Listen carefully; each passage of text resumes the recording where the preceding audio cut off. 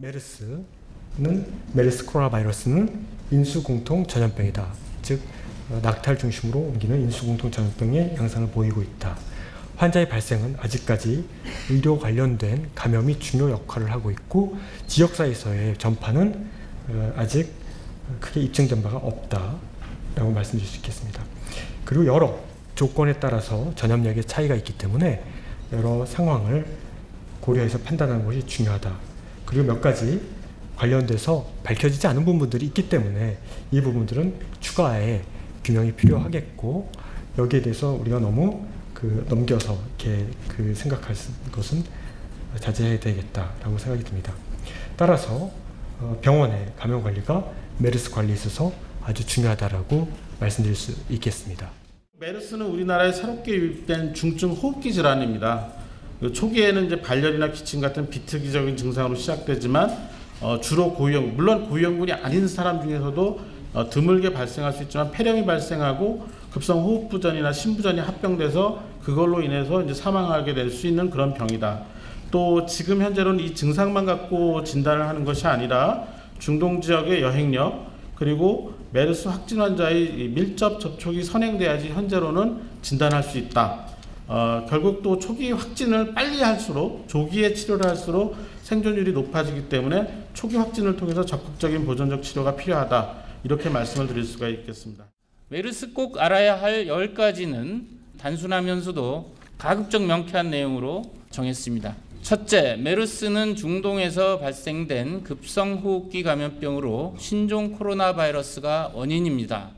2. 발열, 기침, 호흡곤란 등 일반적인 호흡기 증상 외에도 메스꺼움, 구토, 설사 등이 있을 수 있습니다.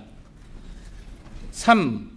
증상은 감염 후 최소 2일에서 14일 사이에 나타나며 증상이 나타나기 전에는 전염력이 없는 것으로 알려져 있습니다.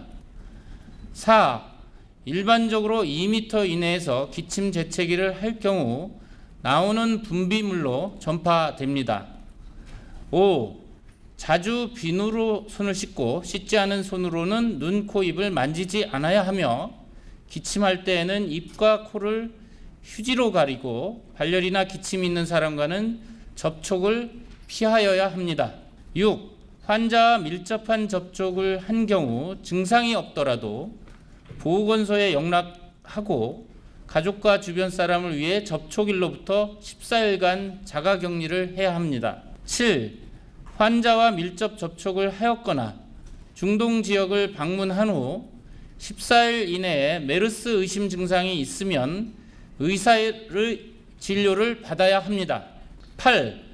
메르스는 가래 기관지 세척액의 유전자를 검사, 여기서 말하는 확진 검사는 PCR를 통해서 진단합니다. 9. 환자는 증상에 따른 치료를 받게 되며 중증의 경우에는 인공호흡기, 혈액투석 등 집중 치료를 받습니다. 증상과 발열이 48시간 이상 없고 유전자 검사 결과가 24시간 간격으로 이해 음성인 경우는 퇴원합니다. 마지막으로 10. 의료진은 손 씻기, 일회용 가운과 장갑, N95 마스크, 눈 보호 장비를 갖추어야 합니다.